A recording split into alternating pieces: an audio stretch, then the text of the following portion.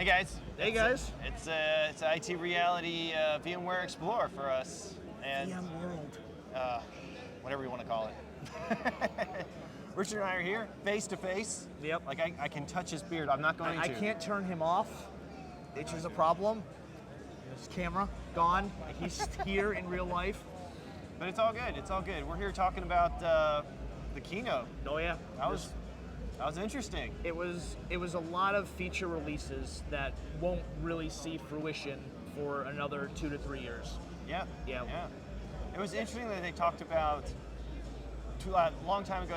They made announcements that they were going to do things, and then the things are now releasing. But what do they actually mean?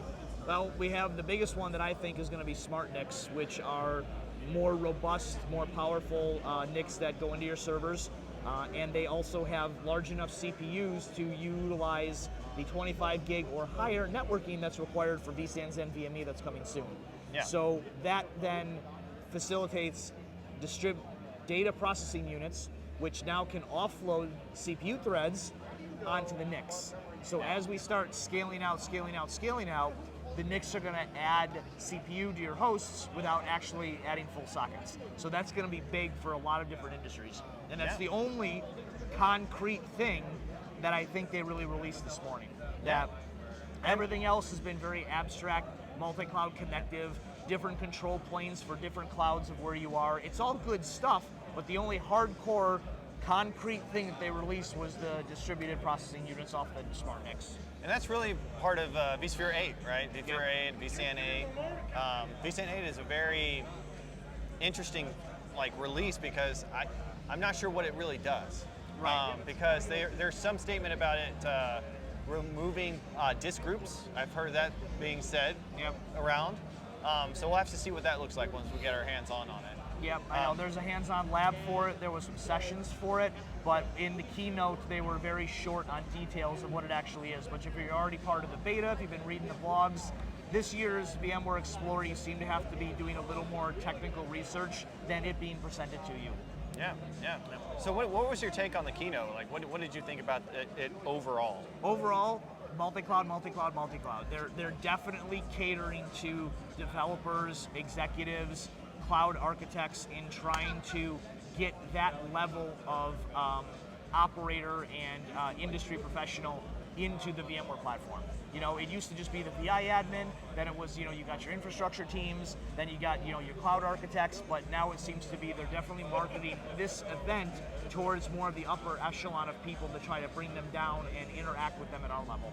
Yeah, I would definitely echo that because they made the statement very early on about how many developers were out there, but they made no statement about how many operators or admins were out there. Right. And so it was very developer focused, like we're here for you, we want to make sure that you're able to be a developer. Yep. I even heard that from the keynote afterwards where they were talking about we want developers to be developers, we want administrators to do what they do, and this kind of segmentation between admin and developer, so each person does what they do, but it's like an orchestra. They play different instruments, but they're all on the same sheet of music. They're all playing the same song. Yep, and one of the big numbers on the board this morning was there's 85 million workloads up in the cloud.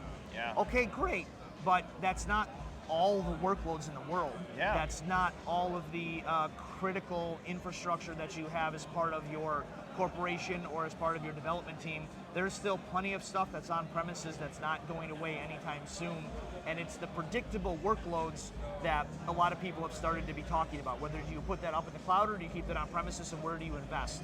Yeah. So just because that number was up on the board this morning behind Raghu and behind Kit does not necessarily mean that all of the workloads in the world are going to be up in the cloud in the next few years. There's still plenty of on-premise cloud that you can do for your companies.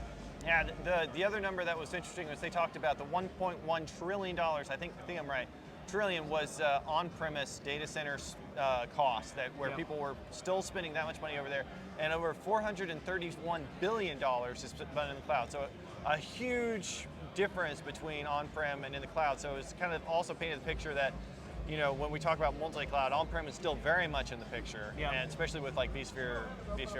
Yeah, and you got to remember, when they say multi-cloud connectivity, they don't just mean cloud to cloud to cloud to cloud. They mean your on-premises up to multi-cloud, so you can take your workloads and move them around as necessary. One of the design studios a few years ago, back when we were in person, was Cloud Checker and Cloud Health.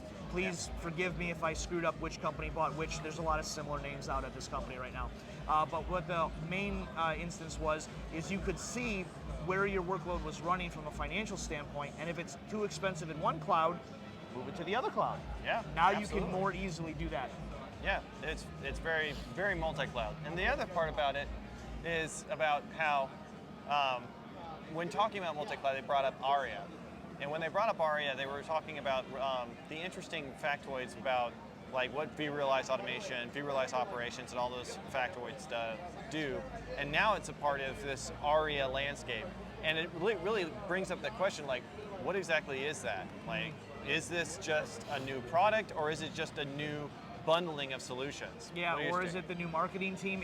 I couldn't quite figure out where Tanzu sits, where vRealize sits, where ARIA sits, where one of the other cloud offerings. Oh, there's a new VMware Cloud Universal control plane that sits over everything else. So there was a lot of abstract terms that came out today with very little detail. And again, that's why we're here. We got to go research all of that and figure out where exactly all those terms lie for the different companies that we're all a part of. Yeah, absolutely.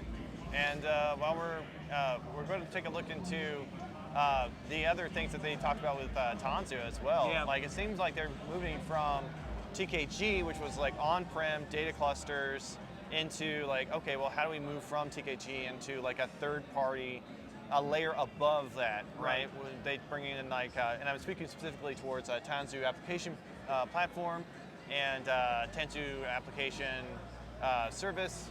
And Tanzu Service Mesh was another one that I saw, and those are really awesome products. But they're not tied specifically to TKG, so they're not tied to the on-prem. Right. And the integration with Openshift was like mind-blowing. Yeah, I was like, where did that come from? You know, Openshift's a direct competitor to most of VMware's product lines when it comes to Tanzu, and all of a sudden they tossed it up in the keynote that says, hey, you know, Tanzu's now Openshift compatible. Well, I'm like, what? Okay. If they mentioned it, they gave a few sentences on it, but a lot of the details behind it are going to be really interesting when it comes out. Like, how exactly is that going to work? Are you going to manage your OpenShift environment from your Tanzu grid and your mesh from vCenter and vRealize Operations Suite? Or is it going to be a subset to the CI/CD pipeline workflow that you can spin up containers? You just happen to be spinning up OpenShift containers into your ESXi environment. Yeah, and then the last thing was the ending. What did you think about the ending? Which ending? I kind of think there were two. There was the surprise guest of William Lamb, which, as most of the VMware community knows, is one of the best bloggers around. He's been doing it for decades. And then there was a poorly chosen for this audience musical number. The guy was good, just the wrong audience. Yeah. Yeah. I actually found out that he's actually really big on YouTube. Oh, really? Yeah. I don't doubt it. He was fantastic, but it just wasn't the right audience for him. Yeah, very true. It was interesting. He came out and said, hey, if you want to party, make some noise. And like the whole auditorium like literally stood up and walked out. Yeah, and walked out. It was a miss from a marketing standpoint. You know, no disrespect to the artist at all. It was actually quite fantastic, but wrong audience. Yeah. Yeah. Well, I'm going to cut it there. We're running a little bit longer, but that's fine. You know, we do like to talk, remember? Yeah, we do. We'll definitely have a podcast hopefully later on about like everything else. There's a lot of other things to bring up. Literally like the feel of how it feels like being at VMware Explore, and like this one particularly. What's it like being in San Francisco again? I mean, like, one thing's for sure, the weather is absolutely phenomenal. Oh yeah, it's been fantastic. Yeah, okay, there's been a cool, steady breeze, and it's been 65, 70 with no rain. Just perfect. And like the community and all sorts of other things to talk. So there will be much more things coming from IT Reality US and from us and Vince Wood once we get him back. Vince, buddy, we miss you. We want you back. Yep, hurry up back. We miss you. Until then, later.